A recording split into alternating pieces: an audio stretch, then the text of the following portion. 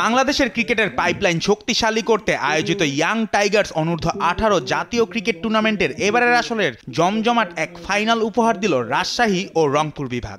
4 দিনের এই ম্যাচে ঘরোয়া কন্ডিশনে দাপট দেখিয়েছে রাজশাহী। নিজ বিভাগের মাঠেই 4 উইকেটের বড় জয় পেয়েছে পদ্মাপাড়ের দলটি, যেখানে প্রতিভার ঝলক দেখিয়েছে বগুড়ার 3 ক্রিকেটার।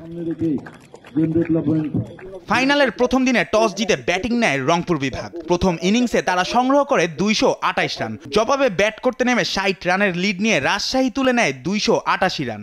তৃতীয় দিনে রংপুরের দ্বিতীয় ইনিংস থামে 256 রানে, ফলে রাজশাহীর সামনে জয়ের লক্ষ্য দাঁড়ায় 196 রান। টি ব্রেকের আগেই 1 উইকেট হারিয়ে 103 রান তুলে ফেলে রাজশাহী, ফলে চতুর্থ দিনে দরকার ছিল মাত্র 93 রান। সেটাও অনায়াসেই পেরিয়ে যায় রাজশাহী, হাতে 4 উইকেট রেখেই নিশ্চিত করে শিরোপা। নিজেদের সেরাটা দিয়ে বিজয় ছিনিয়ে আনতে পেরে সামনে আরও ভালো সুযোগের স্বপ্ন দেখছেন ক্ষুদে ক্রিকেটাররা। অনূর্ধ্ব 18 পর্যায়ে পেরিয়ে জাতীয় পর্যায়েও নিজেদের মেলে ধরতে চান তারা। রহমতে টিমটাকে ফার্স্ট ইনিংস অন্তত আমি আগে নিয়ে গেছিলাম 96, অ্যান্ড লাস্টে যখন আবার আমরা ব্যাকফুটে গেছি তখন আবারও আমার একটা 10 বলে 30 রানের ইনিংস, ওটাতে অনেক টিম অন্তত অনেক হেল্প হয়েছে। তো ইনশাল্লাহ ভালো হইতেছে, এভাবে কন্টিনিউ করতে পারলে ইনশাল্লাহ পরিবর্তিত ভালো হতে হবে।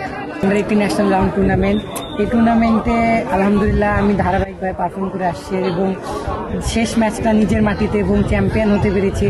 এজন্য আলহামদুলিল্লাহ। লাস্ট কবে রাজশাহী চ্যাম্পিয়ন হয়েছিল সম্ভবত 2016 সালে, তারপর এই বছর আমরা চ্যাম্পিয়ন হয়েছি আলহামদুলিল্লাহ।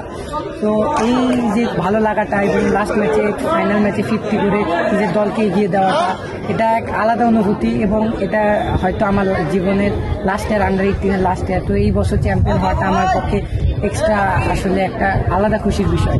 শুধু খেলোয়াড়দের জন্যই নয়, এই ফাইনাল ম্যাচ ছিল পুরো বগুড়ার জন্য এক উৎসবের উপলক্ষ। শিরোপা তুলে দেওয়ার পাশাপাশি বাংলাদেশ ক্রিকেটকে এগিয়ে নিতে তৃণমূলের ক্রিকেটারদের সম্ভাবনাময় আগামীর স্বপ্ন দেখালেন পুরস্কার বিতরণী অনুষ্ঠানে প্রধান অতিথি বিসিবি পরিচালক সাইফুল আলম স্বপন চৌধুরী। বললেন, খেলোয়াড়দের উৎসাহিত করতেই সারা দেশের ভালো মানের মাঠগুলো খেলা চালু রাখার চেষ্টা করছেন তারা। আমাদের যে মাঠের সংখ্যা, সেই মাঠের সংখ্যা অনুযায়ী এই যে আন্ডার 18 শেষ হলো, আবার আন্ডার 14 আছে, আন্ডার 16 আছে, এতগুলোকে ম্যাচ যে আপনার ধরেন যে খুলনাতে কিন্তু আমাদের আন্ডার 14, 16 ওখানে শুরু হচ্ছে, আবার চিটাগাঙে শুরু হচ্ছে, কক্সবাজার শুরু হচ্ছে। তো এইভাবে মাঠের যে মানে ভালো মানের মাঠে যদি ভালো খেলা যদি আমরা বাচ্চাদের দিতে পারি, তখন বাচ্চারা আরও উৎসাহিত হয়, আরও বড় বড় মাঠে তাদের খেলার যে স্পিডটা বাড়ে। এই জন্য আমরা এই জায়গাগুলোতে আবার চুজ করছি। এই টুর্নামেন্ট থেকে বাছাই করা খেলোয়াড়দের নিয়ে গঠিত হবে ইয়াং ক্রিকেটার্স লিগ দল। সেখান থেকেই চূড়ান্ত হবে অনূর্ধ্ব 19 বাংলাদেশের জাতীয় দল। জুবায়ের নূর, স্পোর্টস ডেস্ক, দেশ টিভি।